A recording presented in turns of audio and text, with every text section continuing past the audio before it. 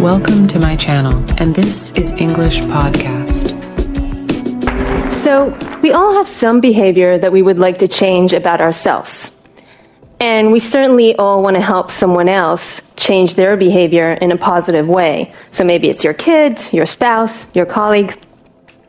So I want to share some new research with you that I think reveals something really important about what gets people to change their behavior. But before I do that, let's zoom in on one strategy that I think you probably use a lot. So let's say you're trying to stop yourself from snacking. What do you tell yourself? Well, most people's inner monologue will say, beware, you'll be fat. And if this was your kid, you would probably tell him that smoking kills, and by the way, he's in big, big trouble. So what we're trying to do here is we're trying to scare ourselves and others into changing their behavior. And it's not just us. Warnings and threats are really common in health campaigns, in policy. It's because we all share this deep-rooted belief that if you threaten people, if fear is induced, it will get them to act. And it seems like a really reasonable assumption, except for the fact that the science shows that warnings have very limited impact on behavior. So, graphic images on cigarette packets, for example, do not deter smokers from smoking. And one study found that after looking at those images, quitting actually became a lower priority for smokers. So I'm not saying that warnings and threats never work, but what I'm saying is that on average, they seem to have a very limited impact, and so the question is why? Why are we resistant to warnings? Well, if you think about animals, when you induce fear in an animal, the most common response you will see is freezing or fleeing. Fighting, not as much. And so humans are the same. So something scares us, we tend to shut down, and we try to eliminate the negative feelings. So we might use rationalization. So for example, you might tell yourself, my grandpa smoked, he lived to be 90, so I have really good genes and absolutely nothing to worry about. And this process can actually make you feel more resilient than you did before, which is why warnings sometimes have this boomerang effect. And other times, we simply put our head in the ground. Take the stock market, for example. Do you know when people pull their head out of the ground to look at their accounts, not to make a transaction, just to log in to check their account? So what you're seeing here in black is the S&P 500 over 2 years. And in gray is a number of times that people logged into their account just to check. And this is data from Carlson, Lowenstein, and Seppi. It's controlled for all the obvious confound. So what do we see? So when the market is high, people log in all the time. Because positive information makes you feel good, so you seek it out. And when the market is low, people avoid logging in. Because negative information makes us feel bad, so we try to avoid it altogether. And all this is true as long as bad information can reasonably be avoided. So what you don't see here is what happened a few months later in the financial collapse of 2008 when the market went drastically down, and that's when people started logging in frantically. But it was a bit too late. So you can think about it like this. It's not just finance. In many different parts of our life, we have warning signs and bad behaviors now. And they could potentially lead to all these bad outcomes later. But not necessarily so, because there's different routes from your present to your future, right? It can go this way, it can go that way. And as time passes, you gather more and more information about where the wind is blowing. And at any point you can intervene, and you could potentially change the outcome. But that takes energy, and you might tell yourself, well, what's the point about worrying about something that might happen? It might not happen. Until we reach this point, at which time you do jump into action, but sometimes it's a little bit too late. So we wanted to know in my lab, what type of information does leak into people? So we conducted an experiment where we asked approximately 100 people to estimate the likelihood of 80 different negative events that might happen to them in the future. So for example, I might ask you, what is the likelihood that you will suffer hearing loss in your future? And let's say you think it's about 50%. Then I give you the opinion of two different experts. So expert A tells you, for someone like you, I think it's only 40%. So they give you a rosier view of your future. Expert B says, for someone like you, I actually think it's about 60%. It's worse. So they give you a bleaker view of your future. What should you do? Well, you shouldn't change your beliefs, right? Wrong. What we find is that people tend to change their beliefs towards the more desirable opinion. In other words, people listen to the positive information. Now, this study was conducted on college students. So you might say, well, college students are delusional, right? We all know that. And surely as we grow older, we grow wiser. So we said, okay, let's test that. Does this really generalize? Does it generalize to your kid? Does it generalize to your parent? Does it generalize to your spouse? And so we tested people from the age of 10 until the age of 80. And the answer was yes. In all these age groups, people take in information they want to hear, like someone telling you you're more attractive than you thought, than information that they don't want to hear. And the ability to learn from good news, it remained quite stable throughout the lifespan. But the ability to learn from bad news, that changes as you age. So what we found was that kids and teenagers, they were the worst at learning from bad news. And the ability became better and better as people aged. But then, around the age of 40, around midlife, it started deteriorating again. So what this means is that the most vulnerable populations, kids and teenagers on the one hand, and the elderly on the other hand, they're the least likely to accurately learn from warnings. But what you can see here is that it doesn't matter what age you are. You can be 20, 30, 40, 50, or 60. Everyone takes in information they want to hear more than information that they don't.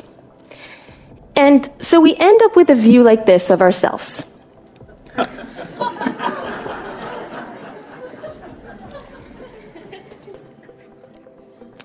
And our mistake as teachers, as mentors, as employers, is that instead of working with this positive image that people so effortfully maintain, we try and put a clear mirror in front of them. We tell them, the image is just going to get worse and worse and worse, and it doesn't work. It doesn't work because the brain will frantically try to distort the image using Photoshop and fancy lenses until it gets the image it's happy with. But what will happen if we went along with how our brain works and not against it? Take hand washing, for example. So we all know that hand washing is the #1 way to prevent the spread of disease, and this is really important in hospitals. So in a hospital here in the United States, a camera was installed to see how often medical staff do in fact sanitize their hands before and after entering a patient's room. Now, the medical staff, they knew a camera was installed.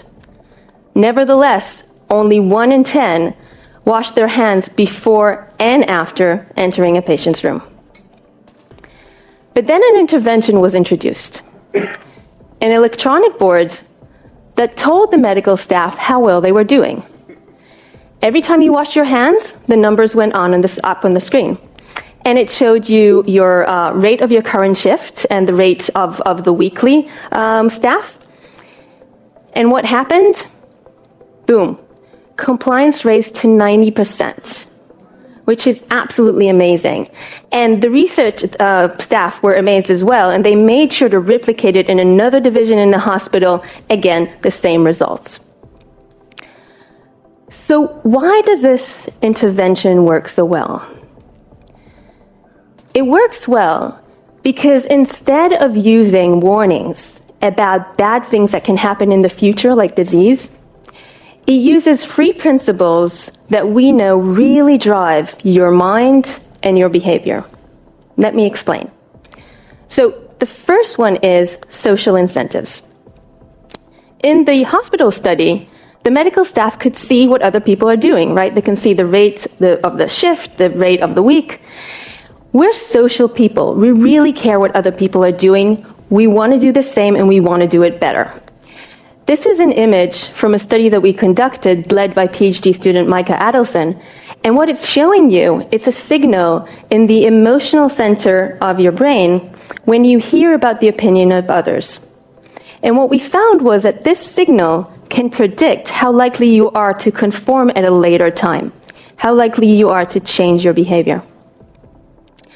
So the British government are using this principle to get people to pay taxes on time. In an old letter that they sent to people who forgot to pay taxes on time, they simply stressed how important it was to pay taxes, and that didn't help. So then they added one sentence.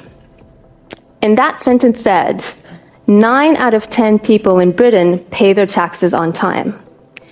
And that one sentence enhanced compliance within that group by 15%. And is thought to bring into the British government £5.6 billion. So highlighting what other people are doing is a really strong incentive. The other principle is immediate rewards. So every time the staff washed their hand, they could see the numbers go up in the board, and it made them feel good. And knowing that in advance made them do something that they otherwise may not want to do. Now, this works because we value immediate rewards, rewards that we can get now, more than rewards that we can get in the future. And people tend to think it's because we don't care about the future, but that's completely wrong. I mean, we all care about our future, right? We want to be happy, we want to be healthy in the future, we want to be successful. But the future is so far away. I mean, maybe you'll behave badly now, and you'll be fine in the future. And maybe you'll be altogether dead. So the here and now you would rather have that tangible drink, that tangible T-bone, rather than something that's uncertain in the future. If you think about it, it's not altogether irrational, right? You're choosing something sure now rather than something that's unsure in the future. But what will happen if you reward people now for doing actions that are good for them in the future? So studies show that giving people immediate rewards makes them more likely to quit smoking, more likely to start exercising, and this effect lasts for at least 6 months. Because not smoking becomes associated with a reward, and exercising becomes associated with a reward, and it becomes a habit. It becomes a lifestyle. So we can reward ourselves and others now for behaving in ways that are good for us in the future, and that's a way for us to bridge the temporal gap. And the third principle is progress monitoring. So the electronic boards focus the medical staff attention on improving their performance. This is an image from a study that we conducted that shows you brain activity suggestive of efficient coding of positive information about the future. And what we found was that the brain does a really good job at this, but it doesn't do such a good job at processing negative information about the future. So what does this mean?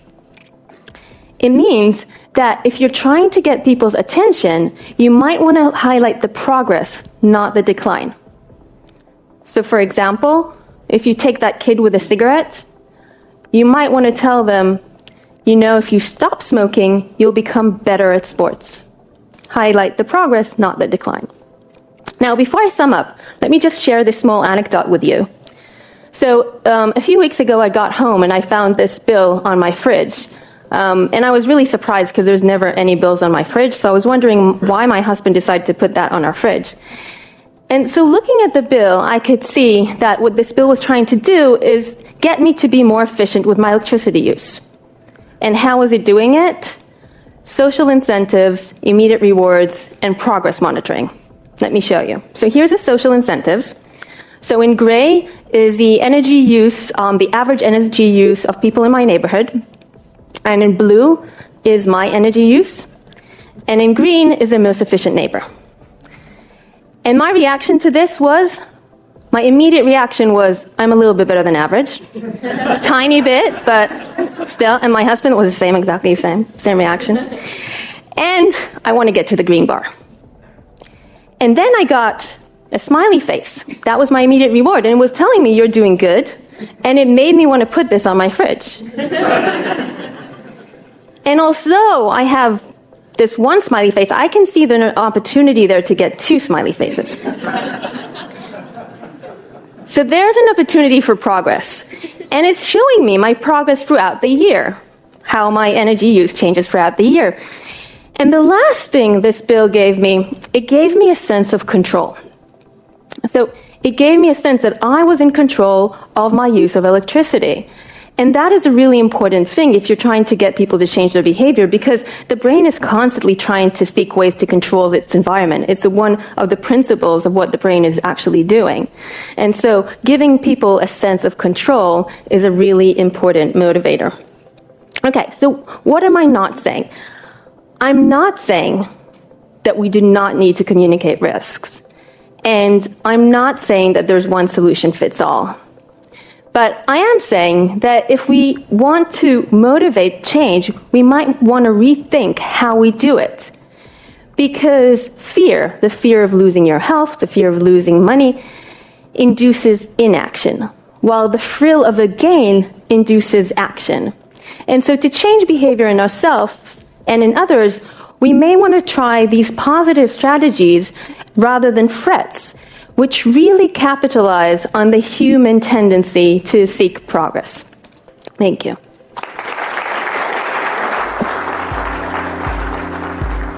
Why is it so hard to change my habits? Why do you think it's hard? I don't know. I try, but I lose interest quickly. Do you know what you're working toward? I guess I just want to be better, you know. That's vague. Better at what? Better at staying consistent, better at sticking to things. Why does that matter to you? Because I feel like I'm wasting time, like I could be doing so much more. Ah, so it's about using your time well. Yeah, I hate feeling stuck in the same patterns. What would it feel like to break those patterns? I'd feel free, I think, like I have control over my life. Freedom is powerful, but what's stopping you from getting there? I get overwhelmed. I try to do everything at once, then burn out. That's a big problem for a lot of people. What if you didn't have to change everything at once? But how would that even work? I want results fast. Small changes done consistently bring lasting results. Would you rather have quick results or real change? I mean, real change, but it feels too slow. Sometimes slow is the fastest way. What's one tiny habit you could start with? Just one. Yes, one. What's the smallest step you could take today toward the life you want? Maybe getting up earlier, but I've failed at that before. Why did you fail? I tried to jump straight to waking up at 5 a.m. It was too much. So, what if you started with just 15 minutes earlier than usual? Would that feel doable? That's actually not as scary. Exactly, you build momentum by starting where you are, not where you think you should be. Okay, but how do I stay motivated to keep going? Let's talk about that in a minute. All right, so how do I stay motivated once I start? Default text. First, forget about relying on motivation alone, it's fleeting. Wait, aren't we talking about motivation, though? Yes, but real progress isn't about waiting to feel motivated, it's about building systems and habits that make action automatic. Systems? Like what? Think of it this way. Motivation gets you started, but structure keeps you going. For example, if you're waking up earlier, what can you do to make it easier? Maybe setting an alarm or going to bed earlier. Exactly, setting up your environment to help you succeed. What else might make it even easier? I could put my phone across the room so I have to get up to turn off the alarm. That's a great idea. See how you're already thinking ahead. That's part of building a system. But what if I still don't feel like doing it? Then you remind yourself of your why. Why do you want to wake up earlier in the first place? To stop wasting time and feel more in control. Perfect, write that down, put it somewhere, you'll see it every morning sometimes. A visual reminder of your goal can push you through those I don't feel like it moments. Okay, but what if I mess up? I know myself I'll skip one day and then just give up. Messing up is normal, the trick is to stop thinking of it as failure. How? If I skip a day, I feel like I've already ruined everything. That's a mindset trap. Missing one day doesn't ruin anything. What matters is what you do next. Imagine skipping a meal. Does that mean you'll never eat again? Of course not, that'd be ridiculous. Exactly, one skipped habit is just a moment. It doesn't define your journey. The faster you get back on track, the less it matters. Okay, but it's hard not to beat myself up about it. Beating yourself up doesn't help. Try this instead. Ask yourself what went wrong and how you can adjust. Turn it into a learning moment. So, like if I stayed up too late, I could work on going to bed earlier next time. Exactly, progress is about tweaking your approach, not being perfect. That actually makes sense, but what about days when I feel completely unmotivated, even if I have a system? On those days, lower the bar. Don't aim for perfect. Aim for something. For example, if you can't wake up 15 minutes earlier, wake up 5 minutes earlier. Small wins keep the momentum going. I've never thought about it like that. Most people don't. They think all or nothing. But small, consistent actions lead to big changes over time. Okay, but how long does it take to actually see results? That depends on the habit. But don't get too caught up in results at first. Focus on the process. The results will come as a natural byproduct. So, it's more about showing up every day, even if it's not perfect. Exactly, progress beats perfection every time. And remember, the fact that you're trying means you're already ahead of most people. That's actually really encouraging. I think I can try this. You've got this. Start small, stay consistent, and keep reminding yourself why you're doing it. I will. Thanks for breaking it down like this. It feels doable now. That's the point. Change is never easy, but it's always possible when you take it step by step.